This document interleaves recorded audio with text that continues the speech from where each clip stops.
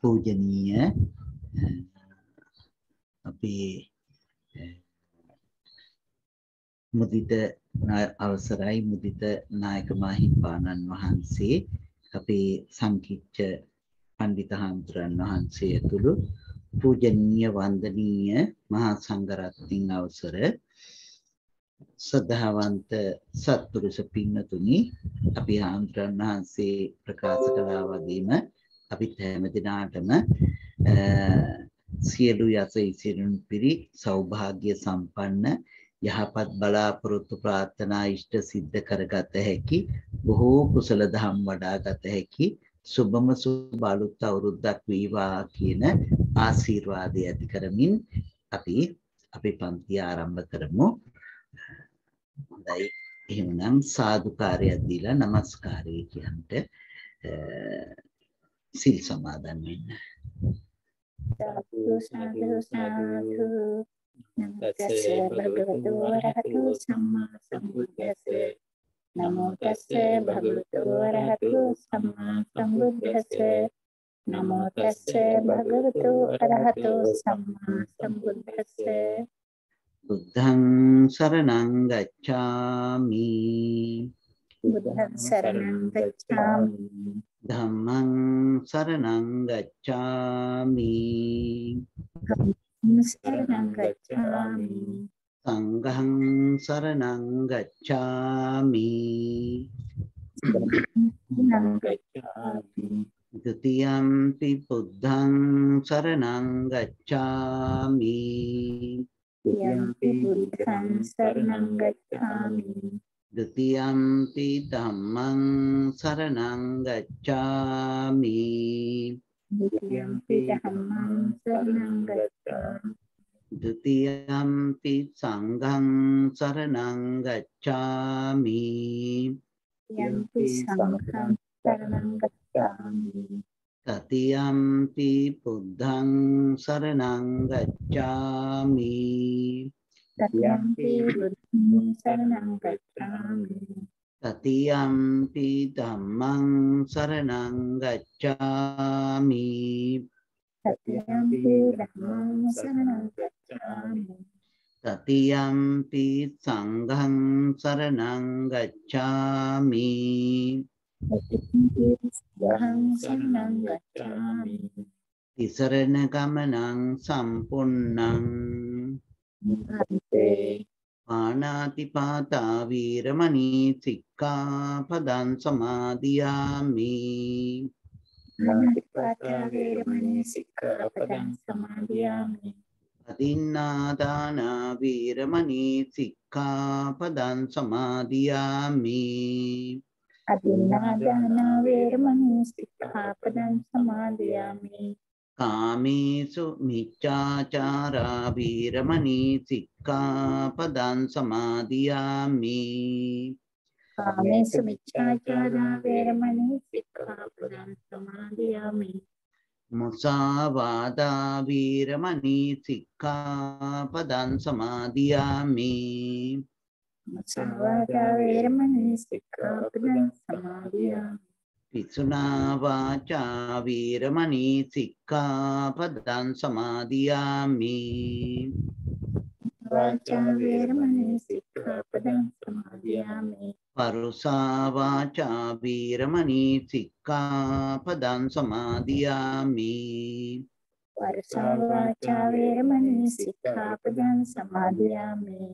Sampappalāpā viramani sikkapadang samadhiyami Sampappalāpā veramani sikkapadang samadhiyami Micchā ājīvā viramani sikkapadang samadhiyami Sāhājīvā veramani sikkapadang samadhiyami Tisaranena saddhiṃ ājīvā attamaka sīlaṃ dhammaṃ sādukam Surakkitaṃ kattvā appamādena sampādetah Bhante sadhu sadhu sadhu Samantā cakkavālesu atrā gaccantu devatā සද්ධම්මං මුනි රාජස්ස සුනන්තු සග්ග මොක්ඛදං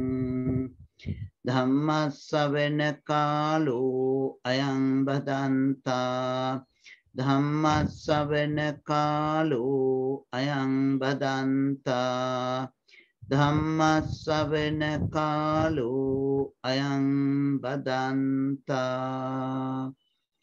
නමෝ තස්ස භගවතු අරහතෝ සම්මා සම්බුද්දස්ස නමෝ තස්ස භගවතු අරහතෝ සම්මා සම්බුද්දස්ස නමෝ තස්ස භගවතු අරහතෝ සම්මා සම්බුද්දස්ස සම්මා සම්බුද්ධ මතුලං සසද්ධම්ම ගනොත්තමං අභිවාදිය බාසිත්සං අභිධම්මත්ත සංඝහන්ති අති පූජනීය අති ගෞරවනීය අපට අවසරයි අපේ බ්‍රාහ්මණගම මුදිත නායක මාහිම්පාණන් වහන්සේ ඒ වගේම අපේ අති ගෞරවනීය සංකීච්ඡ පණ්ඩිතාම්තුරන් වහන්සේ ඇතුළු පූජනීය වන්දනීය මහා සංඝරත්නයන් අවසර සදාවන්ත සත්පුරුෂ පින්නතුනි සුපුරුදු පරිදි අදත් අපි අපේ අභිධර්ම වැඩසටහන ආරම්භ කරමු. ඉතින් අපි අභිධර්මයේ ඉගෙන ගන්නකොට මුලින්ම සාකච්ඡා කරන්නට යෙදුනේ බුදුරජාණන් වහන්සේ දේශනා කරන්නට යෙදුන ත්‍රිපිටකය පිළිබඳව සූත්‍ර විනය අභිධර්ම කියන මේ පිටකත්‍රය පිළිබඳව අපි මුලින්ම සිහිපත් කරන්නට යෙදුණා. ඉතින් මේ පිටකත්‍රය තුලින් අභිධර්ම පිටකයේ තමයි අපි කතා කරන්නට ආරම්භ කළේ. ඉතින් මම හිතන්නේ කාටත් මතකයි අභිධර්ම පිටකයේ අපට ග්‍රන්ථ කොච්චරක් සඳහන් වුණාද කියලා. මේ කවුරුත් මම හිතන්නේ මතකයි සප්ත ග්‍රන්ථය කියලා අපි හඳුන්වන්නේ. ඉතින් ධම්මසංගණී ඒ වගේම විභංග ධාතු කතා ප්‍රකරණේ ඒ වගේම පුජ්‍යල පඤ්ඤාති ප්‍රකරණේ කතාවත්තු ප්‍රකරණය යමක ප්‍රකරණේ ප ဋ ාණ ප්‍රකරණේ කියන මේ ප්‍රකරණ 7කින් තමයි අභිධර්මයේ යුක්ත වෙන්නේ. ඉතින් මේ අභිධර්මය අපි සාකච්ඡා කරන්නට ඉගෙන ගන්නට ආරම්භ කළා.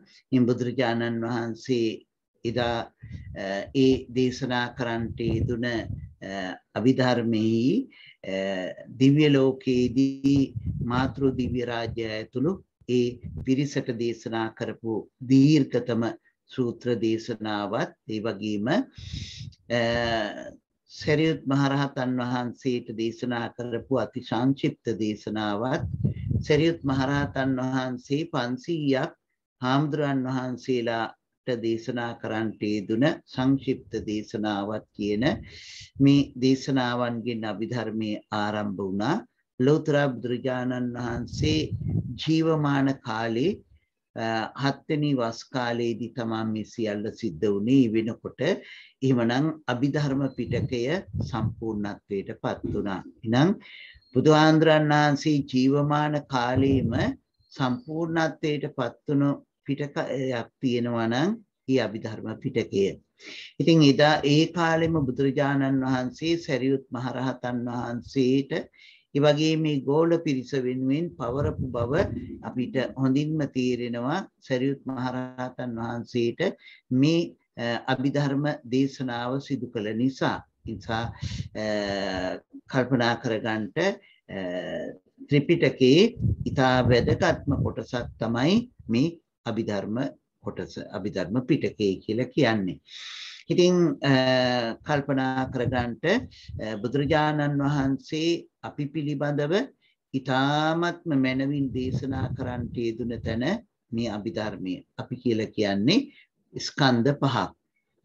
මේ අපි මම කියලා ගත්තාම මේ තියෙන ස්කන්ධ පහක්. රූප, වේදනා, සංඥා, සංකාර, විඥාන කියන මෙන්න මේ ස්කන්ධ පහ පිළිබඳව තමයි අපි මේ කතා කරන්නේ. ඉතින් ඒක වෙන වචන වලින් අපි සඳහන් කරගන්න යෙදුනේ චිත්ත, චෛතසික, රූප, නිබ්බාන කියලා. ඉතින් ඒ අනුව බුදුරජාණන් වහන්සේ දේශනා කරන්න යෙදුන මුළු ධර්මයේම එකතු කරගෙන තමයි අපි මේ සාකච්ඡාව ආරම්භ කරන්නේ. ඒකට කල්පනා කරගන්න ඒ මුළු ධර්මයේම අරමුණු කරගෙන දේශනාව ආරම්භ කරලා අපි චිත්ත පරමාර්ථ ධර්මයේ පිළිබඳව සාකච්ඡා කරන්න පටන් ගත්තා. අපිට මතකයි චෛතසික 52ක් තිබෙනවා. ඒ සිතේ ගති, සිතේ ස්වභාවයන්, ඒ වගේම රූප 28ක් තිබෙනවා. පඨවි, ආපෝ, තේජෝ, වායෝ කියන මේ සතර මහා ධාතු මූලික කරගත්තු රූප 24ක්. එතකොට රූප 28ක් තියෙනවා කියලා නිවන පිළිබඳවත් අපි සාකච්ඡා කරනවා කෙටියෙන්. සෝපදිශේෂ, අනුපදිශේෂ වශයෙන් නිර්වාණ ධාතුව කොටස් දෙකකට මූලික වශයෙන් වෙන් කරගෙන. ඉතින් අපි චිත්ත පරමාර්ථයේහි ආරම්භ කරන්නට යෙදුණා. ඉතින් මේ කාමාවචර භූමියේ හට ගන්න සිත් කාමාවචර සිත් නමින් හඳුන්වනවා. රූපාවචර භූමියේ රූපාවචර සිත්, අරූපාවචර භූමියේ අරූපාවචර සිත්, ලෝකෝත්තර භූමියේ ලෝකෝත්තර සිත් යනුවෙන් හැඳින්වුවා. ඉතින් කාමාවචර භූමියේහි ඇති සිත් ගණන අපිට මතකයි 54ක් කියලා. අපි හැමදෙනාම වාසය කරන්නේ කාමාවචර භූමියේ. ඒ කියන්නේ සතර අපාය, මනුෂ්‍ය ලෝකයේ, ඒ වගේම දිව්‍ය ලෝක 6 ඇතුළු ඒ භූමිය තමයි කාමාවචර භූමිය. 11 තලයක් වශයෙන් හැඳින්වෙන ඒ භූමිය අපි වාසය කරන්නේ. ඉතින් අපට වැඩිපුරම හට ගන්න සිත් 54ක් තිබෙනවා. ඒ 54න් අපි දන්නවා අපට වැඩියෙන්ම හටගන්නේ අකුසල සිත්. ලෝභය, ද්වේෂය, මෝහය පදනම් කරගත්තු අකුසල සිත්. ඒ අකුසල සිත් 12ක් තිබෙන බව අපට මතකයි. ඊළඟට අකුසල සිත් 12ක් ඒ වගේම ලෝභ, දෝෂ, මෝහ, අලෝභ, අදෝෂ, අමෝහ නොයෙදුන අහේතුක සිත් 18කුත් තිබෙනවා. මේ අහේතුක සිත් 18 කුසල විපාක වශයෙන් 8කටත්, ඒ වගේම අකුසල විපාක වශයෙන් 7කුත්, ඒ වගේම ක්‍රියාසිත වශයෙන් 3කුත් වශයෙන් අපි සාකච්ඡා කරන්නට යෙදුණා. ඉතින් ඉන් අනතුරුව අපි කාම සෝබන සිත් 24 පිළිබඳව කතා කළා. ඉතින් කාම සෝබන සිත් 24ත් කුසල සිත් 8ක් වශයෙන්ොත්, විපාක සිත් 8ක් වශයෙන්ොත්, ඒ වගේම ක්‍රියාසිත 8ක් වශයෙන්ොත් අපි සාකච්ඡා කළා.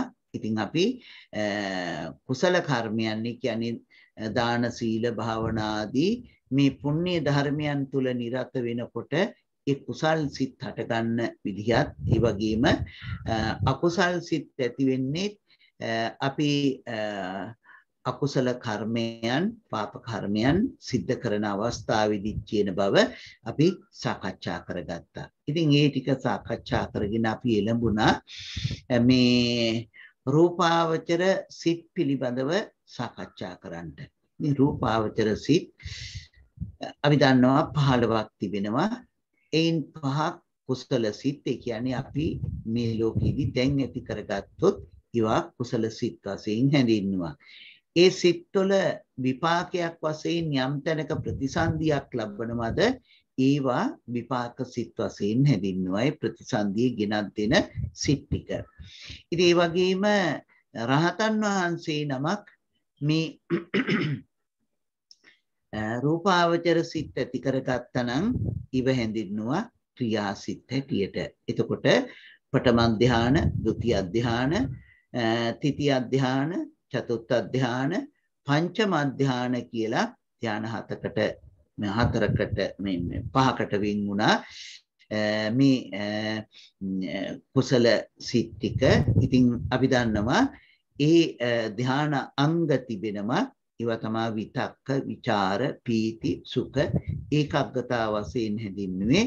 මේ ධ්‍යාන අංග වලින්ම කාමච්ඡන්ද, ව්‍යාපාද, තීන මිද්ද, උද්ධච්ච කුක්කුච්ච, විචිකිච්ඡා කියන මේ නීවරණ ධර්මයන් යටපත් කරන හැටි අපි සාකච්ඡා කළා. ඉතින් ඒ නිසා මේ ප්‍රථම ධ්‍යාන ආදී ධ්‍යාන සිත් පිළිබඳව අපි කතා කළා. මේ සිත් කතා කරනකොට ඒ සිත් උපදවා ගන්න ආකාරය අපි සාකච්ඡා කළා. ඉතින්දි තමයි අපි මේ සම 40 කර්මස්ථාන එහෙම නැත්නම් සමත භාවනාව පිළිබඳව සාකච්ඡා කරන්න පටන් ගත්තේ. ඉතින් අපි මුලින්ම කතා කරන්නට යෙදුණා කසින 10 පිළිබඳව. ඉතින් කසිනයකින් ප්‍රථම ධානයේ උපදවගෙන ඒ ප්‍රථම ධානයේම පංච වසී භාවයෙන් පත් කරලා ဒုတိ ය ධානයේ උපදවන හැටි, ဒုတိ ය ධානයේ උපදවාගත්තු තැනැත්තා ඒ ධානය වසී භාවයට පත් කරගෙන තෘතිය ධානයේ උපදවන හැටි අපි ඒ විදිහට මේ පංචම ධානයම උපදවා ගන්න ආකාරය පිළිබඳව සාකච්ඡා කළා. කොහොමද එකිනෙක උපදවා ගන්න කියලා. මොකද කසින භාවනාවන් තුලින් මේ පංචම ධානයම උපදවා ගැනීමේ හැකියාවක් තිබෙන නිසා. ඊළඟට අපි අනුස්සති භාවනාව කතා කරන්න පටන් ගත්තා. අනුස්සති 10ක් තියෙනවායි කියන එක මම හිතන්නේ අපි දන්නවා. ඒ අරුණාම අපිට අසුභ භාවනා 10ක් තියෙනවා. ඒ වගේම සතර බ්‍රහ්ම විහරණයක් තියෙනවා. බ්‍රහ්ම විහාර 4ක්. ඒ වගේම ආරුප්ප වශයෙන් 4ක් තියෙනවා. සතර ආරුප්ප කියලා. ආහාරි පටික්කුල සංඥාවකුත්. ඒ වගේම චතුධාතු වවත්තානේ කියන මේ භාවනාවකුත් තියෙනවා. එහෙම වෙනකොට මේ භාවනා ක්‍රම 40ක් සම්පූර්ණ වෙනවා. අනුස්සති 10 අතරින් අපි මුලින්ම කතා කරන්න ආරම්භ කළේ බුද්ධානුස්සතිය පිළිබඳව. ඉතින් බුද්ධානුස්සති භාවනාව කියන්නේ අපේ සිත ඉක්මනින් තැම්පත් වෙන, අපිව නීවරණ ධර්මයන්ගෙන් ආරක්ෂා කරලා තියෙන ඊටා වටිනා භාවනාවක්. ඒ නිසා ඒ බුද්ධානුස්සතිය අපේ ජීවිතේට බොහොම කිට්ටු, බොහොම වටිනා භාවනාවක් කියන විදිය අපි කවුරුත් දන්නවා. ඉතින් බුද්ධානුස්සතිය වඩන කෙනෙකුට අපි දන්නවා ඒ තැනැත්තාට මේ ජීවිතයේදී බොහෝ ආනිසංසයන් ලැබෙන විදිය. ඉතින් මම හිතන්නේ අපිට හොඳට මතකයි අපට යම් වෙලාවකදී බයක්, තැතිගැන්මක් ඇති වුණාම නිකම්ම මතක් වෙන්නේ බුද්ධානුස්සතිය කියන එක අපි හොඳට දන්නවා. ඉතින් බුද්ධානුස්සතිය වඩන තැනැත්තා බුදුරජාණන් වහන්සේ කෙරෙහි බොහෝ ගෞරවයක් ඇති කරගන්නවා. ඒ වගේම බුදුහාමුදුරන් වහන්සේ කෙරෙහි බොහෝ ශ්‍රද්ධාවක් ඇති කරගන්නවා. ඒ වගේම බුදුහාමුදුරන් වහන්සේ නිතර සිහිපත් කිරීම නිසා ඇතිවෙන බිය, තැතිගැන්ම මේ සියල්ල අපින් දුර විලා යනවා. බුදුහාමුදුරන් වහන්සේ ගැන සිහිපත් කරන අපට දුක ඉවසා ගන්නට පුළුවන්කම ලැබෙනවා. ඒ වගේම බුදු ගුණ සිහිපත් කරන අපට මේ කොයිතරම් පිදිය යුත්තේක් බවට පත් වෙයිද කියන බවත් සිහිපත් වෙනවා. අපි දන්නවා පහුගිය දවස්වල බුදුහාමුදුරන් වහන්සේගේ දන්ත ධාතුන් වහන්සේ වඩම්මපු ඒ ඇතා සමුගත්තා. ඒ සමුගත්තු ඇතාට කොච්චර හරසර ලැබුණද? බුදුගුණ හිතලත් නෙමෙයි, බුදුරජාණන් වහන්සේගේ දන්ත ධාතුන් වහන්සේ පිටමත තබාගෙන පෙරහැරේ වඩම්මන නිසා අවුරුද්දකට එක වතාවක් ඒ සතාට ඒ තරම් හරසර ලැබුණා.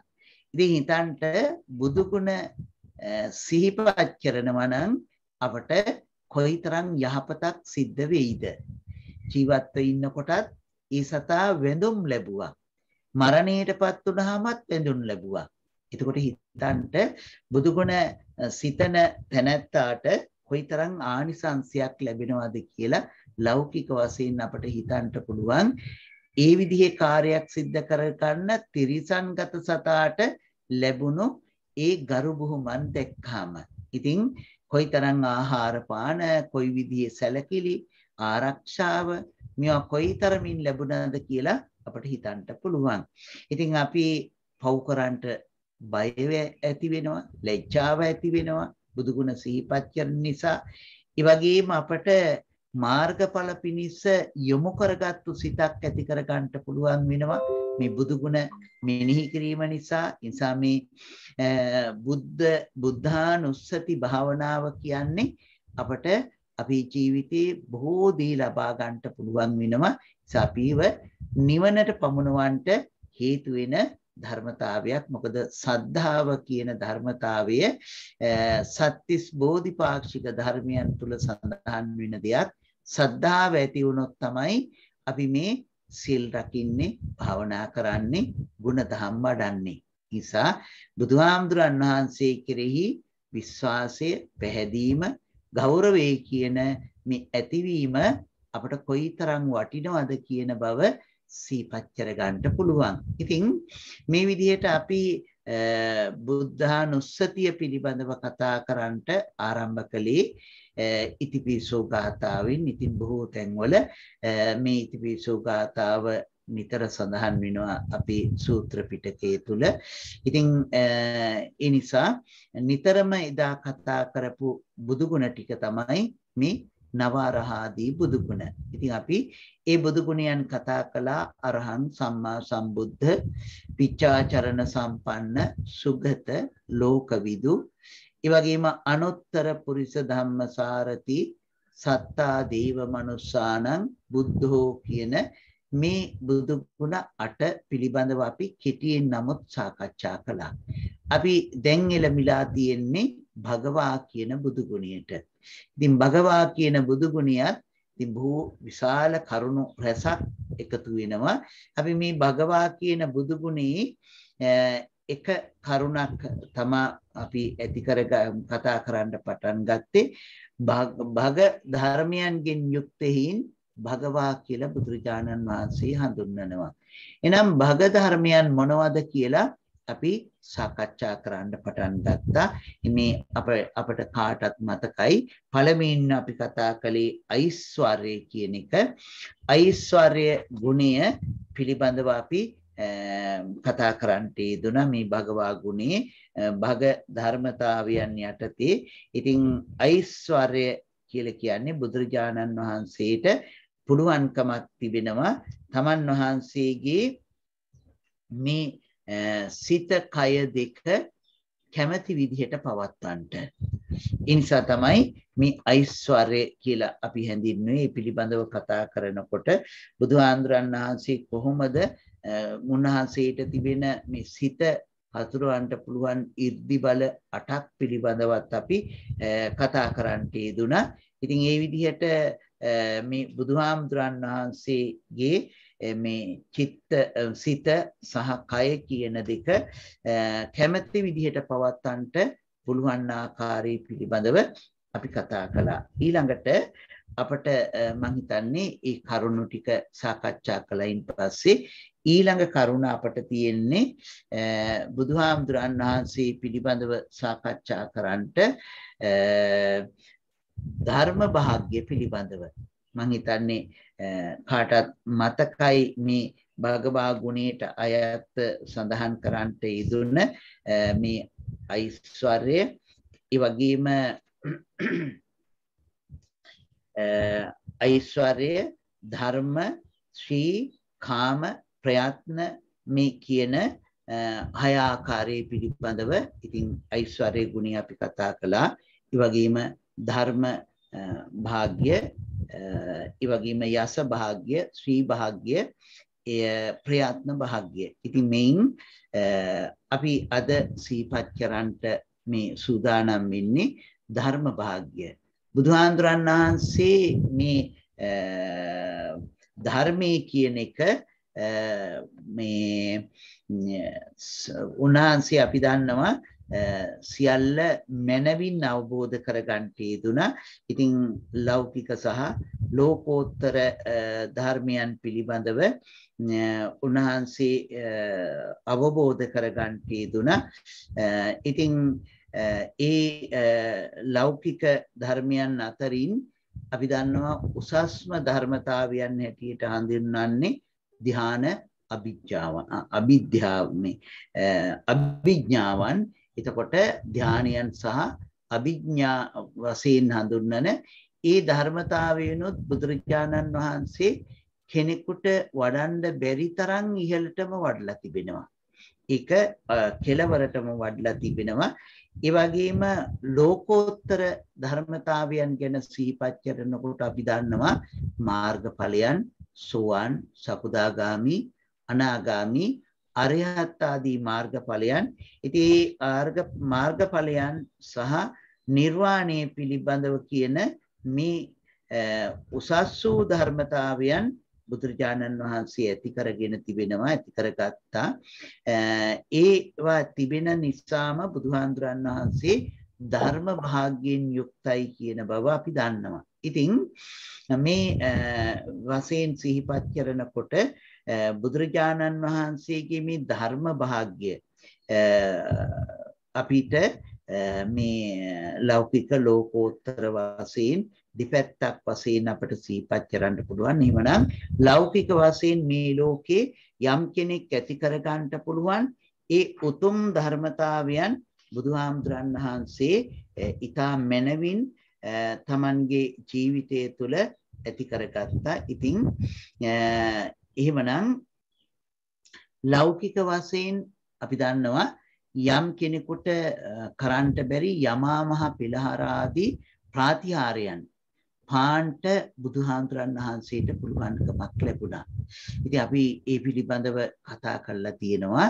ඒ විදිහට ඒ ශක්තිය ධර්ම භාග්‍ය බුදුහාමුදුරන් වහන්සේ තුල තිබෙන බව අපි කවුරුත් දන්නවා විඥාවන්. ඉතින් ඒ නිසාම බුදුහාමුදුරන් වහන්සේට ධර්ම භාග්‍ය තියෙනවා. ඉතින් ලෝකෝත්තර ධර්මතාවයන් පිළිබඳව සිහිපත් කරනකොට බුදුහාමුදුරන් වහන්සේ කොයි විදිහේ ගුණයන්ගෙන් යුක්තද කියන මේ කරුණු සිහිපත් කරනකොට මතක් වෙනවනේ උන්වහන්සේ අසාධාරණ ඥානයන්ගෙන් යුක්තයි. ඒකටම තමයි යමක පාටිහාරී ඥානියක් සඳහන් වෙන්නේ. අපි දන්නවා අසාධාරණ ඥානයන් තුල තියෙනවා ඉන්ද්‍රිය පරෝපරියත්තේ ඥානය, ඒ වගේම ආසයානුස්සය ඥානය, ඒ වගේම යමක පාටිහාරී ඥානය, මහා කරුණා සමාපatti ඥානය, ඒ වගේම සබ්බඤ්ඤුත ඥානය, අනාවරණ ඥානය කියන මේ නුවණ තිබෙනවා. ඉතින් ඒ නුවණ ගැන මම හිතන්නේ මේ අය කවුරුත් හොඳින් දන්නවා අසාධාරණ ඥානයන් පිළිබඳව. අපි අර තුද්දස ඥාන සිහිපත් කළා නිතර වන්දනා කරනවානේ. දුක්ඛේ ඥානං, දුක්ඛ සමුදය ඥානං, දුක්ඛ නිරෝධේ ඥානං, දුක්ඛ නිරෝධගාමිනී පටිපදාය ඥානං, අත්ත පටිසම්භිදේ ඥානං, ධම්ම පටිසම්භිදේ ඥානං, නිරෝධි පටිසම්භිදේ ඥානං, පටිභාන පටිසම්භිදේ ඥානං කියලා මේ පිළිබඳව අපි මේ ඥානයන් සිහිපත් කරනවා. එයින් අන්තිම ටික තමයි මේ සත් අසාධාරණ ඥාන හැටියට හඳුන්වන්නේ. ඒ කියලා කියන්නේ මේ නුවණ 6 බුදුරජාණන් වහන්සේට තරම් ඇති කෙනෙක් නැහැ. ඒ තරමටම අනික් කෙනෙකුට අසාධාරණ තරමටම බුදුරජාණන් වහන්සේ තුල මේ අසාධාරණ ඥානයන් මේ ඥානයන් තිබෙනවා. නිසා ඒ සත් අසාධාරණ ඥානයන්ගෙන් යුක්ත හේයින් බුදුහාමුදුරන් වහන්සේ මේ භගවා කියන ගුණයට සුදුසු කෙනෙක් වෙනවා. මම හිතන්නේ ඒ අසාධාරණ ඥානයන් දන්නවා. අපි සරලව සිහිපත් කළොත් එහෙම සාමාන්‍ය ක්‍රියාවලියක් අරගෙන බුදුරජාණන් වහන්සේ ධර්ම දේශනා කරනවා. මේ ධර්ම දේශනා කරන පිරිස කොයිතරම්ද? ඒ ඉන්න පිරිස සියලු දෙනාටම බුදුරජාණන් වහන්සේගේ වචනය ඇහෙනවා. ඉන් පිට පිරිසකට බුදුරජාණන් වහන්සේගේ වචනය ඇහෙන්නේ නැහැ. දැන් අපි කතා කරනකොට මේ වටපිටාවේ ඉන්න ඔක්කොටමත් ඇහෙනවා. ගෙදර මේ ක්‍රියාත්මක කරලා තියෙනකොට ගෙදර අනිත් අය ඔක්කොටමත් ඇහෙනවා. ඉතින් ඒ විදිහට බුදුරජාණන් වහන්සේ ධර්ම දේශනා කරනකොට ඉන්න පිරිසෙන් පිටට ඇහෙන්නේ ඒක ඒ සුවිශේෂී කාරණයක්. ඊළඟට බුදුහාමුදුරන් වහන්සේ කොයිතරම් දුර ඉන්න පිරිසකට මේ ධර්මයේ ඇහෙන්න ඕනයි කියලා අදිෂ්ඨාන කරනවද ඒ තරම් දුර ඉන්න පිරිසකට මේක ඇහෙනවා. අපි දන්නවා ඒ තරම් දුරකට යනකම් මේක ඇහෙන මේ ධර්මතාවයන් ඇහෙනවා, ධර්මයේ ඇහෙනවා. ඒ නිසා ඒ පිළිබඳවත් අපි දන්නවා කොයිතරම් දුරට මේ ධර්මය අහන්න පුළුවන්ද කියලා. ඊළඟට බුදුහාමුදුරන් වහන්සේ මේ ධර්ම දේශනා කරන අතරතුරදී යම් තැනකදී ධර්ම දේශනාව මේ වගේ අපි දැන් වාක්‍යයක් කියලා ඊළඟ වාක්‍ය කියන්ට පටන් ගන්නකොට ඒක වචන ටිකක් කියලා ඒ වචන ටික අවසන් කළා අපි ආයේ වචන ටික කියන්න පටන් ගන්නවා. ඒ අතරතුර ඒ චුට්ටි කාලයේදී උන්වහන්සේ ඵල සමාපත්තීන්ට සමවදිනවා. ඒ වගේම බුදුරජාණන් වහන්සේ පිරිස සාදුකාරයක් දෙනවද ඒ මොහොතේදී ඵල සමපත් වලට සමවදිනවා. ඒ වගේම බුදුරජාණන් වහන්සේට ඉන්න පිරිස කොච්චරද ඒ සියලු දෙනා පිළිබඳව දකින්න පුළුවන්කමක් තිබෙනවා. බුදුහාමුදුරන් වහන්සේ ඉන්න හැම දිනාගේම නුවණ දකිනවා, ඒ අයගේ ස්වභාවය දකිනවා, ඒ අය තුල තිබෙන කෙලෙස් ධර්මතාවයන් ආසයානුස ඥානය කියලා කියන්නේ. ඒ අයගේ කොයිතරම් කෙලෙස් තියෙනවද? ඒ කෙලෙස් කොයිතරම් යටපත් වෙලාද? මේ කෙලෙස් කොයිතරම් ඉස්මතු වෙලාද? මේ ආදී වශයෙන් මේ සියල්ල දකින්න පුළුවන්කමක් තියෙනවා බුදුරජාණන් වහන්සේට.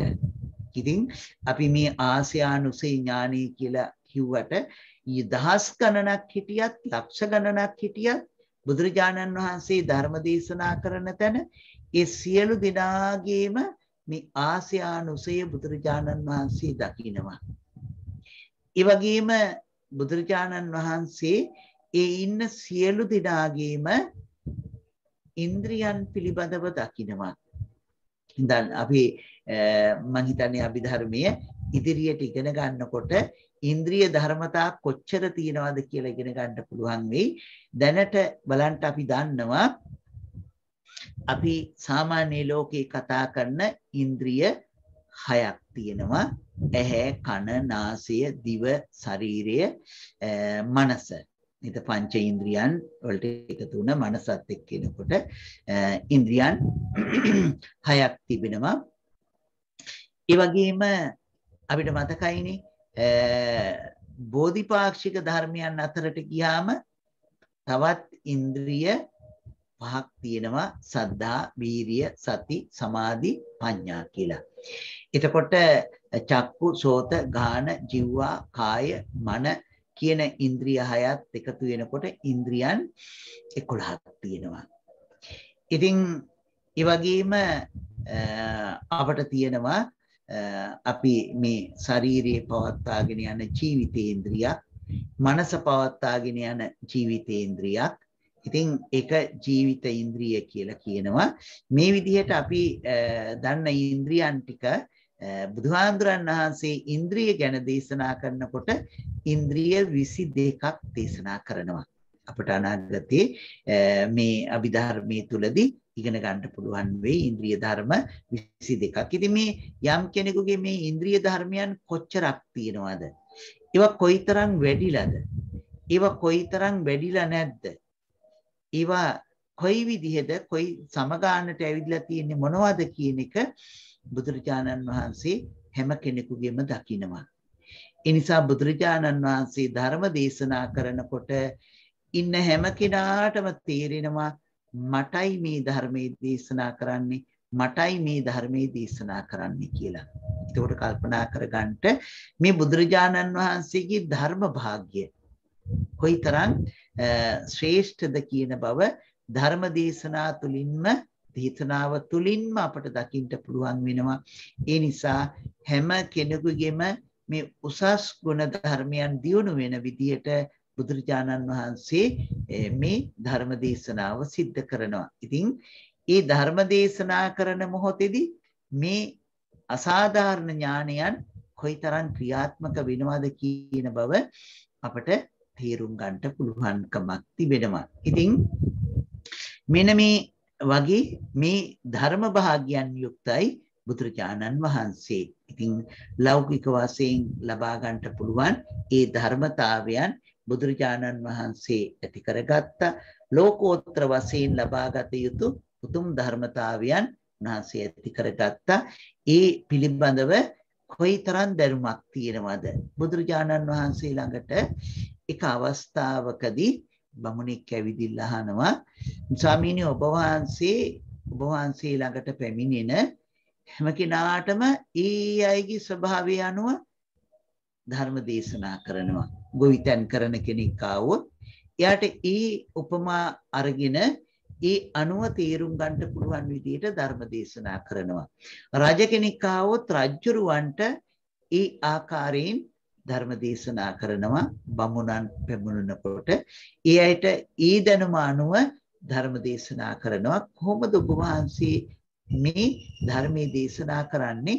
වහන්සේ හිතාගෙන ඉන්නවද මම මේ අය ආවොත් මෙන්න මේ දේ කියනවා, මෙයා ආවොත් මෙන්න මේ දේ කියනවා, මේ විදිහට මුලින් සකස් කරගෙන ඉන්නවද කියලා? එතකොට බුදුරජාණන් වහන්සේ දේශනා කරන බමුණ මම මෙහිම සකස් කරගෙන ඉන්නේ නැහැ. එහෙම කියලා මේ බමුණගෙන් අහනවා. මේ බමුණ සිද්ධ කරන්නේ වඩු කර්මාන්තේ කරත්ත හදන එක. නිසා බමුණගෙන් අහනවා, බමුණ ඔබ කරත්ත හදනවනේ. ඔබෙන් යම් කෙනෙක් කරත්තේ පිළිබඳව, ඒ කරත්තේ තිබෙන දේවල් පිළිබඳව, රෝධ පිළිබඳව, ඒ වගේම මේ ඒකේ තියෙන අනික් ඒවා, ඒ රෝධේ හැදිලා තියෙන ආකාරය ආදී මේවා පිළිබඳව අහනකොට ඔබ හිතාගෙන ඉන්නවද මම මේ රෝධේ පිළිබඳව මෙහිම කියලා දෙනවා, මේ බොස් ගෙඩිය පිළිබඳව, නැත්නම් අර දෙපැත්තේ ඇඳ පිළිබඳව, අමරාව පිළිබඳව, මේවා පිළිබඳව මේ ආකාරයෙන් කියනවා කියලා හිතාගෙන සකස් කරගෙන ඉන්නවාද කියලා? බමුණ කියනවා නෑ ස්වාමීන් වහන්සේ, මම කරත්තේ පිළිබඳව හොඳටම දන්නවා. නිසා කරත්තේ ගැන මගෙන් යම් කෙනෙක් මොකක්ද අහන්නේ, ඒ ඕනම දෙයකට ඕනම වෙලාවකදී ඕනම විදිහට මට උත්තර දෙන්න පුළුවන්කමක් තියෙනවා. බුදුරජාණන් වහන්සේ දේශනා කරන බමුණ මේ ධර්මයේ පිළිබඳව මම සියල්ලම දන්නවා. ඒ නිසා මේ ධර්මය ගෙන් කොතනින් ඇහුවත් මට ඒ අයට ඒ විදිහට මට උත්තර දීමේ හැකියාවක් තිබෙනවා. නිසා බුදුහාඳුරන් වහන්සේ ධර්ම භාගයෙන් කොයිතරම් යුක්තද කියන බව අපට මේ කරුණවලදී සනාත වෙනවා. ඉතින් බුදුහාමුදුරන් වහන්සේට සියල්ල දන්නා නුවණක් තියෙනවා. කාටවත් නැති මහා කරුණා ඥානියක් තියෙන බව අපි දන්නවා. ඒ සියල්ල දන්නා නුවණ අපිත් යම් දෙයක් දැනගත්තත් සමහර වෙලාවට ඒවා අපට එකපාරට මතක් වෙලා නොඉන්න පුළුවන්. නේද? යම් වෙලාවකදී ඒවා අපට එකපාරට මතක් නොවි එන්න පුළුවන්. ඉතින් එහෙම බුදුරජාණන් වහන්සේට ආවරණයක් නැහැ. අපට ආවරණයි. ඒ නිසා ඒක අනාවරණ ඥානයක් හැටියට බුදුරජාණන් වහන්සේට තිබෙනවා. නිසා මේ ලෝකේ කිසිම තැනක බුදුරජාණන් වහන්සේගේ නුවණට ආවරණයක් නැහැ. සියලු තැන්හි බුදුරජාණන් වහන්සේගේ නුවණ අනාවරණයි. නේද? ඒ නිසා මේ වගේ මහා භාග්‍ය ධර්ම භාග්‍යයෙන් යුක්ත නිසා බුදුහාඳුරන් වහන්සේ ධර්ම භාග්‍යයෙන් යුක්තයි කියන බව මේ ධර්මයේ විස්තර වෙනවා. ඊළඟ මේ භාග්‍ය ධර්මයේ තමයි යස භාග්‍ය. බුදුහාඳුරන් වහන්සේට නොඑක් විදිහේ යසස් තියෙනවා නේද? බුදුහාඳුරන් වහන්සේට මේ ඉතා මේ ලෝකේ පුරාම පැතුරුණු මහා කීර්තියක් තිබෙනවා. ඉදා මේ යස මේ යසස නේද මේ කීර්තිය කොච්චරද කියලා අපට හිතන්නවත් පුළුවන් කමක් නැහැ. මොකද අපි දකින්නේ මනුෂ්‍ය ලෝකයේ පිළිබඳව විතරයි. බුදුහාමුදුරන් වහන්සේ දිව්‍ය ලෝක බ්‍රහ්ම ලෝකවල ඒ වගේම මේ අපි ඉන්න මේ ලෝකේ විතරක් නෙමෙයි මේ කොටස මේ දිව්‍ය ලෝක මනුෂ්‍ය ලෝකවල විතරක් නෙමෙයි දසදහසක් සක්වල දිව්‍ය බ්‍රහ්මයන් නිරන්තරයෙන්ම බුදුරජාණන් වහන්සේ ඇසුරු කරනවා. ඒ දසදහසක් සක්වල ඉන දිව්‍ය බ්‍රහ්මයන් බුදුහාමුදුරන් වහන්සේට නිරන්තරයෙන් පූජෝපහාර දක්වනවා. අපි දන්නවනේ ඒක ජාත ශ්‍රේෂ්ඨය කියලා. ඉතින් ඒ ප්‍රමාණයටම බුදුරජාණන් වහන්සේ පිළිබඳව මේ කීර්තියක් පැතිරිලා තිබෙනවා. ඉතින් අද ලෝකයේ බුදුහාමුදුරන් වහන්සේගේ ධර්මය සහේතුකව කාටවත් වැරදි කියලා ඔප්පු කරන්න කියන්න පුළුවන් කමක් නැහැ. නේද? ඒ විදිහේ මේ කීර්තියක් යස ධර්මයක් බුදුරජාණන් වහන්සේ තුල පවතිනවා. ඉතින් ඒ කීර්තිය පිළිබඳව මම හිතන්නේ බොහෝ කරුණු විස්තර වෙනවා. මම හිතන්නේ මේ උන්වහන්සේට මේ කීර්තිය නිසාම උන්වහන්සේට ලැබිලා ඉන්න ශ්‍රාවක පිරිස හිතන්න කොයිතරම්ද කියලා අපට ගණනින් ප්‍රමාණ කරන්නට පුළුවන් කමක් නැහැ. ඒ තරමටම ශ්‍රාවක පිරිසක් ඉන්නවා. බුදුරජාණන් වහන්සේ ජීවමානව වැඩ හිටපු කාලේ සවැත් නුවර ඇසුරෙහි වාසය කළා කියනවා කෝටි 6ක ප්‍රමාණයක් මිනිසුන්. ඒ කෝටි 6න් කෝටි 4ක්ම මාර්ගඵලලාභීන් කියලා විස්තර වෙනවා. එතකොට හිතන්න ඉදාමත් බුදුරජාණන් වහන්සේට කොයි විදිහේ මේ කීර්තියක් යසසක් තිබුණද කියලා අපට පේනවා. ඉන්පස්සේ ලෝකේ පුරාම බුදුරජාණන් වහන්සේගේ ශ්‍රාවක පිරිස අද දක්වාම කොච්චර වැඩ ඉන්නවද? මාර්ගඵලලාභී උතුමන් වහන්සේලා කොයිතරම් වැඩ ඉන්නවද? මේ අය අපේ ස්වර්ණමාලී චෛත්‍ය රාජානන් වහන්සේගේ ධාතු නිදානෝත්සවයේ දවසට කොයිතරම් රහතන් වහන්සේලා වැඩමවා වදාළද කියලා කෝටි ගණනක් වැඩමවා වදාළයි කියන බව න්‍යාය අහලා තියෙනවා. ඉතින් හිතන්ට ඒ තරම් යසසක් බුදුරජාණන් වහන්සේට තියෙනවා. ඒ තරම් කීර්තියක් බුදුරජාණන් වහන්සේ තුල තියෙනවා. ඉතින් එහෙම බුදුරජාණන් වහන්සේ තුල තියෙන කීර්තිය කොච්චරද කියලා කියන්න බෑ. බුදුහාමුදුරන් වහන්සේ කෙරෙහි කොයි තරමට මේ බුදුහාමුදුරන්ගේ ගුණ ප්‍රකාශ කළාද කියලා. ඉතින් අපි දන්නවා අර උපාලි සූත්‍රයේදී උපාලි ගෘහපතිතුමා බුදුරජාණන් වහන්සේ පිළිබඳව ගාථා රාශියකින් ගාථා 10කින් බුදු ගුණ වර්ණනා කරනවා. ඉතින් මේ විදිහට බුදුහාමුදුරන් වහන්සේ පිළිබඳව අපි ඔය කතා කරන්නේ මනුෂ්‍ය ලෝකේ, දිව්‍ය ලෝක, බ්‍රහ්ම ලෝකවල බුදුහාමුදුරන් වහන්සේ වෙනුවෙන් කොයිතරම් කීර්තියක් තිබුණද? මේ කීර්තිය ආරම්භ වෙන්නේ සම්මා සම්බුද්ධත්වයටත් පෙර ආතුවම නේද?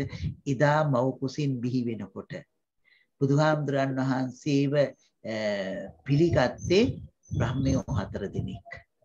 නේද? බුදුහාමුදුරන් වහන්සේ පිළිගත්තේ නික්ලේශී බ්‍රහ්මයෝ 4 දෙනෙක්.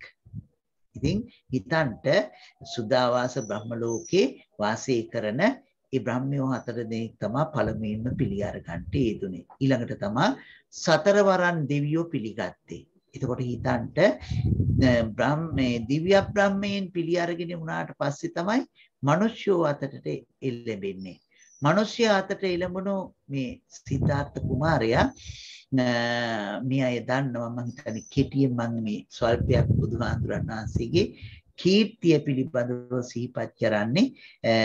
බුදුහාමුදුරන් වහන්සේ මේ පුංචි දරුවා ඉවලේ උපන් දරුවා මේ තමන් මේ මව්පිසෙන් බිහි වුණ විලාවෙම මේ පොළොව මත පාතබනකොට ඒ පාදයේ පිළිගත්තේ නිලුම් මලකින් කියන බව අපි දන්නවා.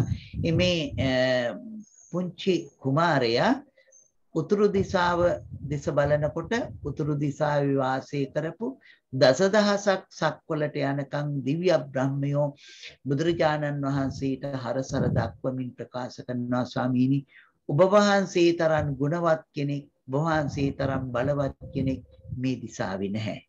මේ විදිහට සතර දිශාවෙදිම බුදුරජාණන් වහන්සේට මේ බව ප්‍රකාශ කරනවා. මේ බුදුරජාණන් වහන්සේට මේ අර පුංචි සිද්ධාර්ථ කුමාරයාට.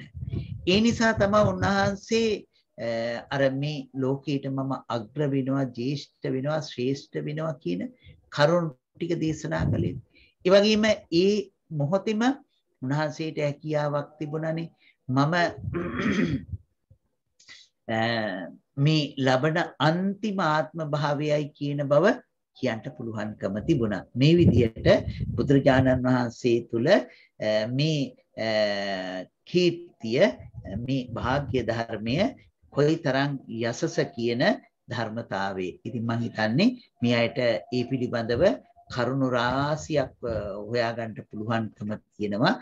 කොයිතරම් බුදුහාඳුරන් වහන්සේ මේ ධර්මතාවයන් යුක්තද කියලා. එතකොට බුදුහාඳුරන් වහන්සේ ඓශ්වර්යය කියන මේ ගුණයෙන් යුක්තයි.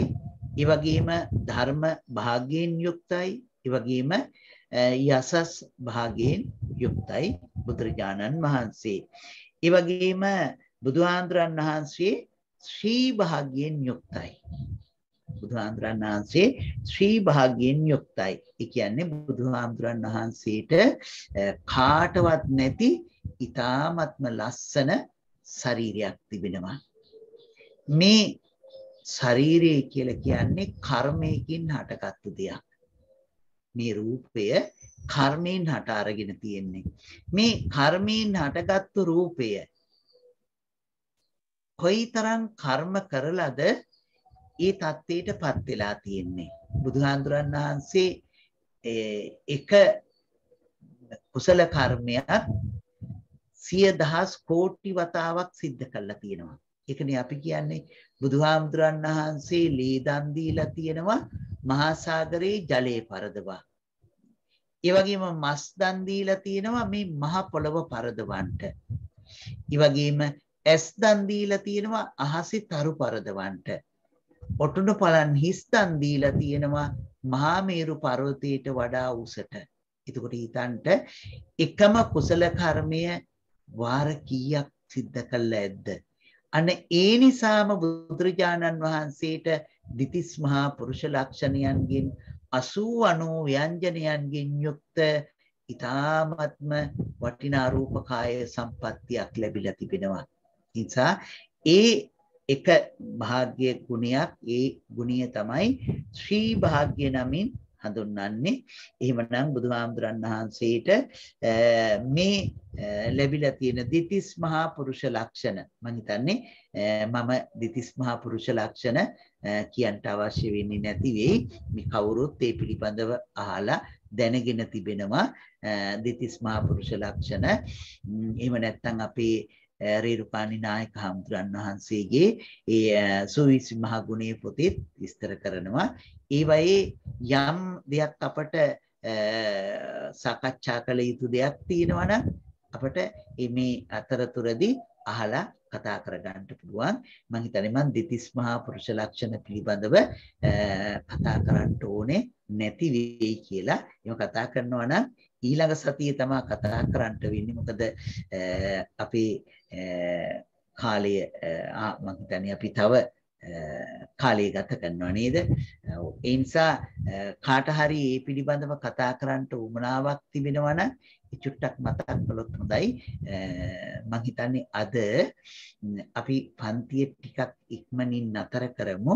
මොකද හිස තෙල් ගාන නැකත තියෙන්නේ උදේ 7 විතර වෙනකොට. ඒ නිසා මේ කට්ටිය එකතු වෙනවා දහම් පාසලේ ළමයි ඇතුළු පිරිස නැකතට තෙල් ගන්නට. ඒ නිසා මම හිතන්නේ අපට වැඩි වෙලාවක් අපි පන්ති අද කරන්න ලැබෙන්නේ මේ කිටි කාලයකින් නතර කරන්න අදහස් කරනවා.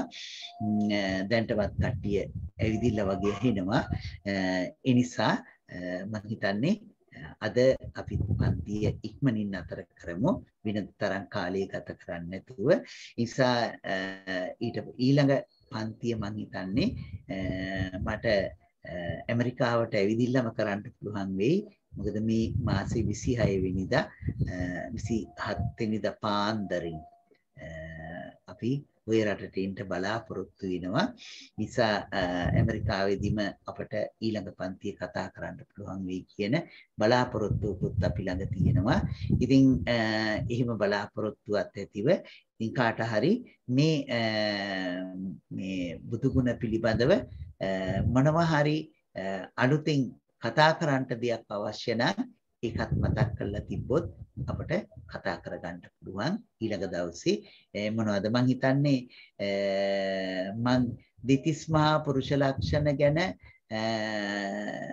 විස්තර කරන්න ඕනේද කියලා කිව්වොත් විස්තර කරන්න පුළුවන්. එහෙම නැත්නම් අපිට ඒ ටික බලා ගන්නටයි කියලා කියන්න පුළුවන් නේද?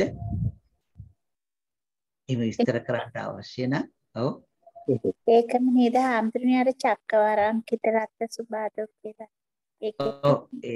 එතනත් විස්තර කරනවා. මම හිතන්නේ 32ම විස්තර වෙන්නේ නැහැ එතන.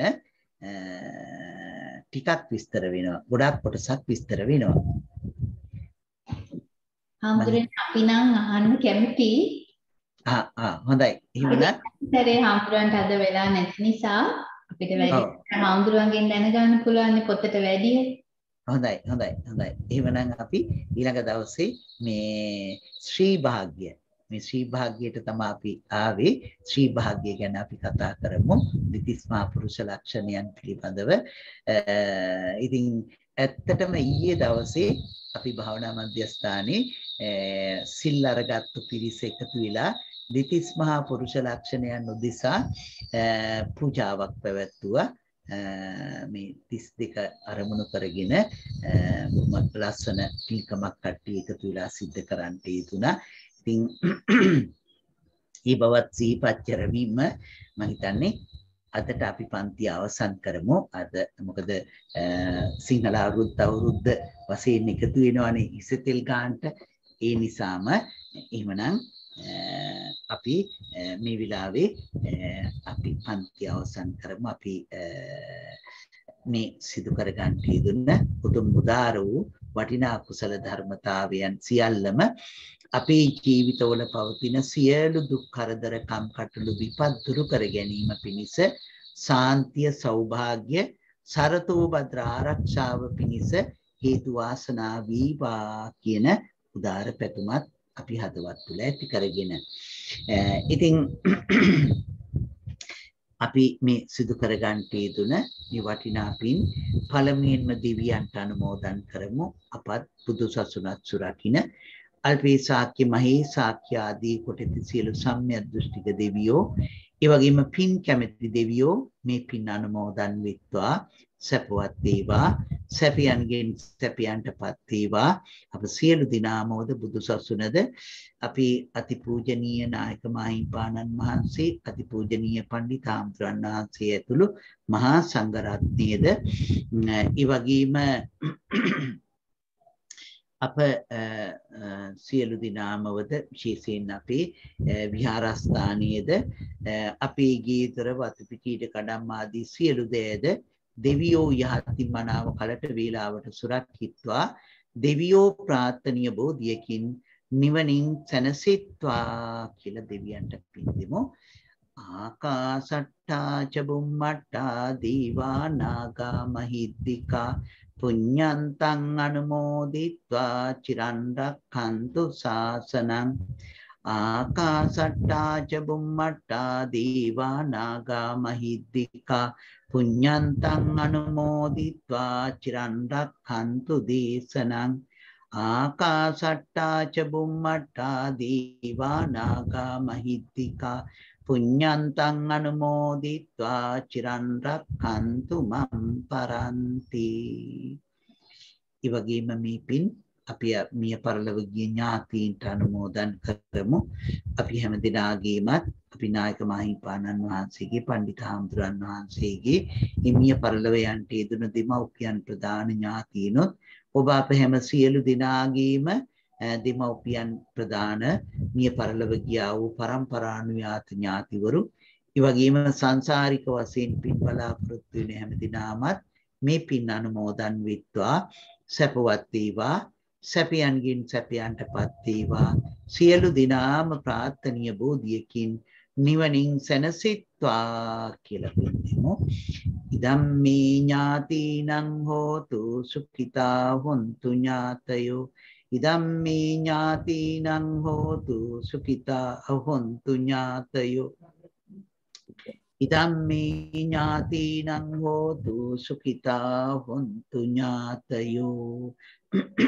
ඒ වගේම මේ උතුම් උදාර වූ කුසල ශක්තියින් අප සියලු දිනාටම සසර සත්පුරුෂෝ කල්යාණ මිතුරන්ගේම ඇසුර පිණිසම හේතු වාසනා වේවා කියලා ප්‍රාර්ථනා කරමු.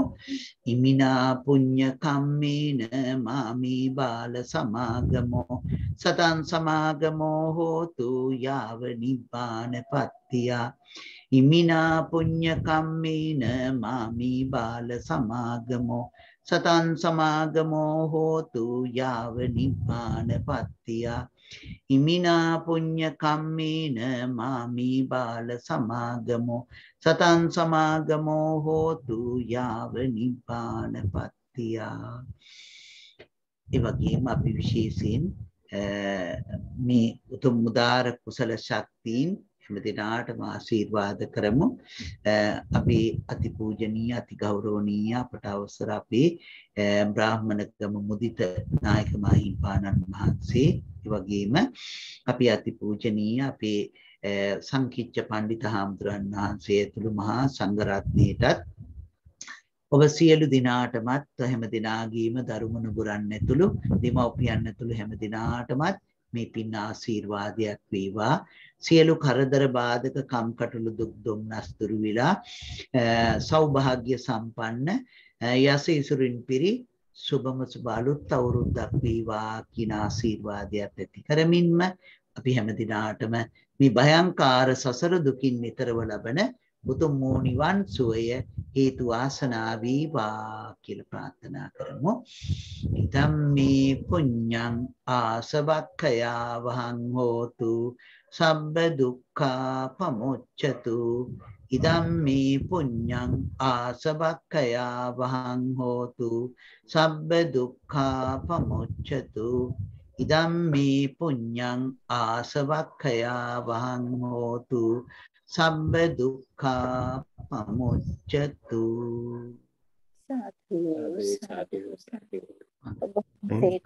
නායකයන් වහන්සේ එනම් අපි අදත් ආශිර්වාද කරනවා නායකයන් වහන්සේට අපි මේ සිදු කරගත්ත අභිධර්ම දේශනාවට ශ්‍රවණය කිරීමේ මේ ධර්ම ශ්‍රවණමේ කුසලයේ වගේම තුනුරුවන්ගේ ආශිර්වාදයේ සියලු දෙවියන්ගේ රැකවරණය අපි නායකයන් වහන්සේටත් ලැබිලා නිදුක් නිරෝගී සුව දීර්ඝායුෂ සම්පත් සැලසීලා නායකයන් වහන්සේගේ ජීවිතේ ඒ උතුම් පැවිදි ජීවිතයේ සියලු ආධ්‍යාත්මික බලාපොරොත්තු ප්‍රාර්ථනා අදිෂ්ඨාන සමුද්ද කරගන්නට සියලු ශක්තිය ධෛර්ය වාසනාව හිමි වේවා.